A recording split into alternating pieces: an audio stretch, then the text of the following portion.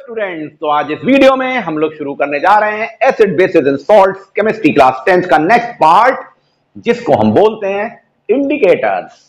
ये इंडिकेटर्स क्या हैं? ये इंडिकेटर, जैसा कि आपको नाम से समझ में आ रहा है, इंडिकेट करना, टू इंडिकेट मींस हम किसी केमिकल सब्सटेंस जो कि या तो एसिडिक हो सकता है या बेसिक हो सकता है या न्यूट्रल है, हमें ये कैसे पता लगेगा? देख के तो पता लगना नहीं है ऐसे, जब तक कि केमिकल टेस्ट ना करें। लेकिन अगर हम उसको विजिबिलिटी के थ्रू देख के पता लगाना चाहते हैं तो उसके लिए हम कुछ ऑर्गेनिक सब्सटेंसेस यूज करते हैं, कुछ केमिकल यूज करते हैं। उस केमिकल की हेल्प से कलर चेंज के पैटर्न के आधार पे हम ये पता लगा लेते हैं कि गिवन सब्सटेंस एसिडिक नेचर का है या बेसिक नेचर का है। तो देखिए इंडिकेटर्स क्या हैं। इंडिकेटर एक तरह के ऑर्गेनिक कंपाउंड्स हैं जो कि वीक ऑर्गेनिक कंपाउंड हैं। तो इंपॉर्टेंट बात है पहली कि इंडिकेटर्स ऑर्गेनिक कंपाउंड हैं और साथ में वो वीक ऑर्गेनिक कंपाउंड हैं। वीक ऑर्गेनिक कंपाउंड होने का क्या मतलब है? इनका डिसोसिएशन इन द सॉल्यूशन बहुत स्लो हो रहा है और कम हो रहा है। ऐसा नहीं है कि एकदम आयनिक डिसोसिएशन हो गया। तो ये वीक ऑर्गेनिक कंपाउंड हैं और ये खुद अपने आप में या तो एसिडिक हो सकते हैं या बेसिक हो सकते हैं। तो these indicators are the weak organic compound which may be acidic और बेसिक इन नेचर। दूसरी बात, जैसा कि अभी मैंने बोला ना, ये वीक कंपाउंड हैं, तो जब ये किसी सॉल्यूशन में जाते हैं, aqueous solution of that substance में जाते हैं, उसमें मिक्स किया जाता है, तो ये डिसोशिएट्स होते हैं, लेकिन कम डिसोशिएट होते हैं। तो they dissociate slightly in the solution. इस सॉल्यूशन में कम डिसोशिएशन शो करेंगे क्योंकि ये वीक ऑर्गेनिक कंपाउंड है। तो देखिए ये दो कीवर्ड्स हो गए इनके।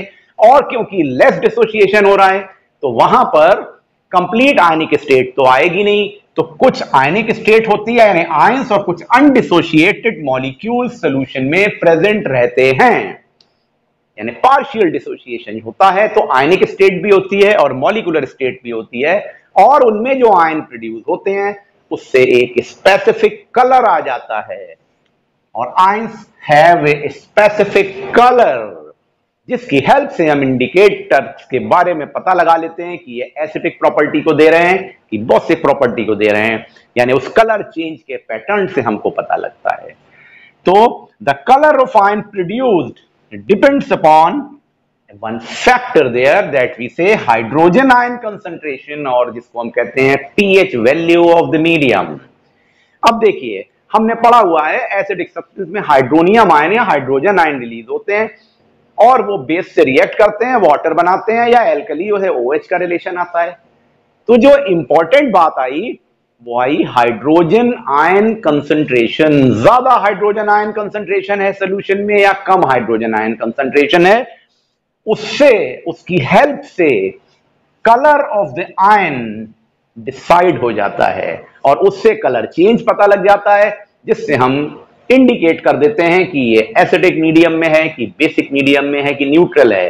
तो इस तरह के सब्सटेंस इंडिकेटर्स कहलाते हैं। और इसमें जो इंपॉर्टेंट बात आई, फिर मैं बोल दूं, hydrogen ion concentration in the solution, और उस hydrogen ion concentration in solution से हम डिसाइड करते हैं pH value of that substance और सॉल्यूशन।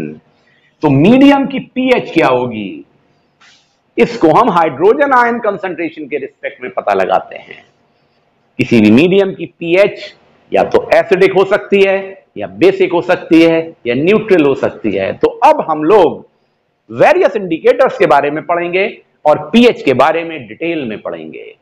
तो सबसे पहले अब हम लोग पढ़ने जा रहे हैं पीएच ऑफ द मीडियम के बारे में। जो अभी आपने detail discussion about the indicator देखा, उससे हमने एक कंक्लूजन निकाला कि hydrogen ion concentration of the medium सबसे इंपॉर्टेंट बात है अबाउट द इंडिकेटर्स, तो जिससे डिसाइड होती है पीएच ऑफ द मीडियम। देखिए, तो जब हम कहते हैं पीएच ऑफ द मीडियम, तो पीएच ऑफ द मीडियम किस पर बेस्ड है? Hydrogen ion concentration in the solution, aqueous solution of the substance में जितने हाइड्रोजन आयन कंसंट्रेशन है, यानी कितने number of hydrogen ions present हैं, उससे डिसाइड होती है उस मीडियम की पीएच, यानी कि pH value of the medium, और जिससे डिसाइड हो जाती है उसके एसिडिक और बेसिक और न्यूट्रल बिहेवियर।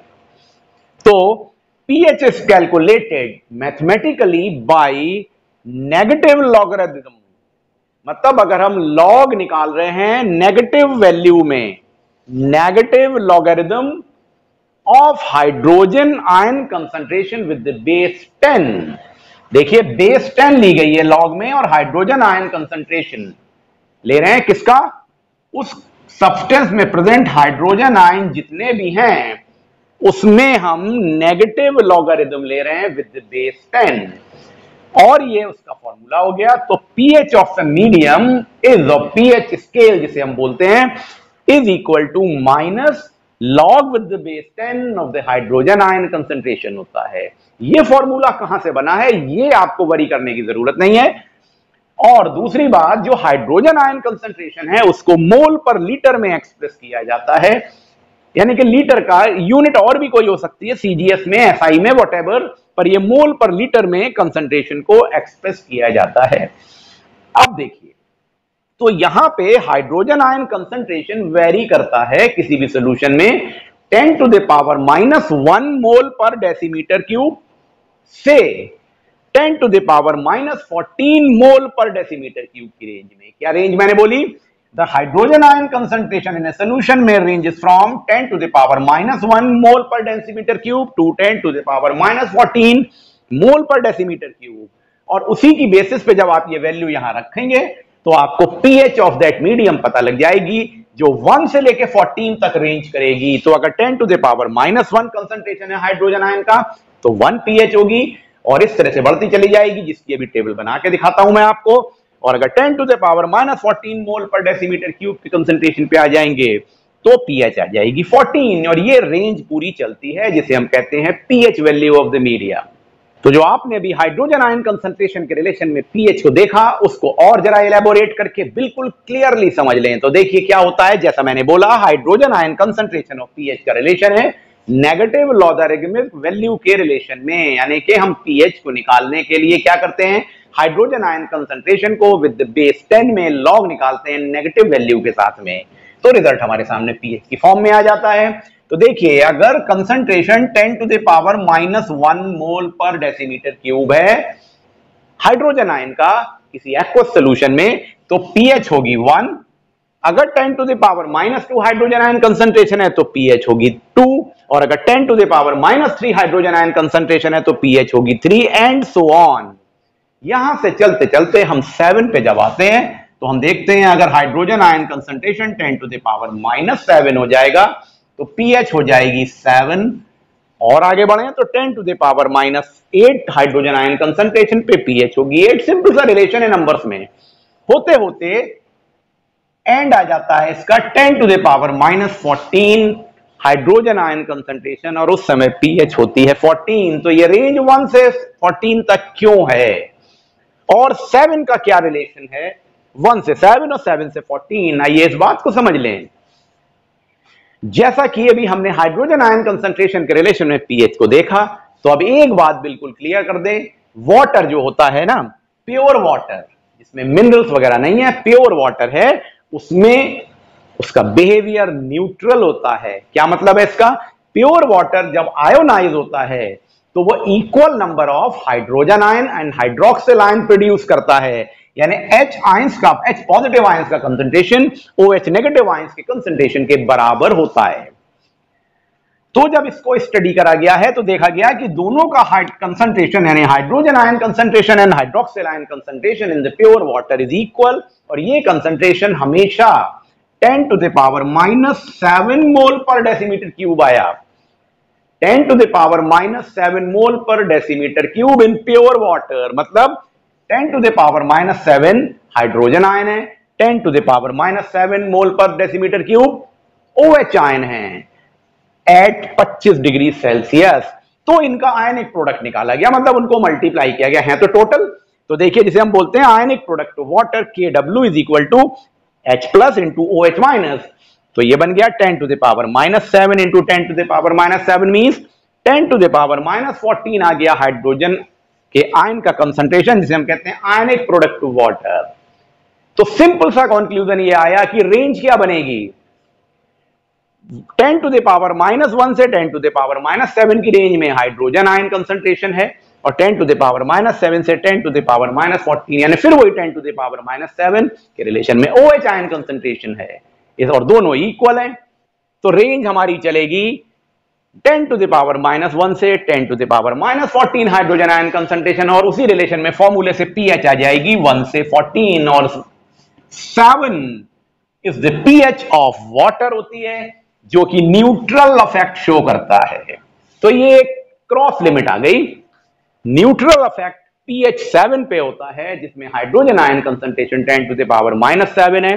अब अगर हम 10 टू द पावर -1 से 10 टू द पावर -7 की रेंज को देखें, ये वाली रेंज, तो ये एसिडिक बिहेवियर को शो करने वाली रेंज है, यानी pH अगर 7 से कम है तो एसिडिक बिहेवियर है, और अगर pH 10 टू 8 से लेके 14 तक है तो ये एल्कलाइन नेचर या बेसिक नेचर है, यानी hydrogen ion concentration 10 to the power -7 से ग्रेटर है, यानी 7 से ज्यादा है pH। बिल्कुल सिंपल सा कंक्लूजन आया।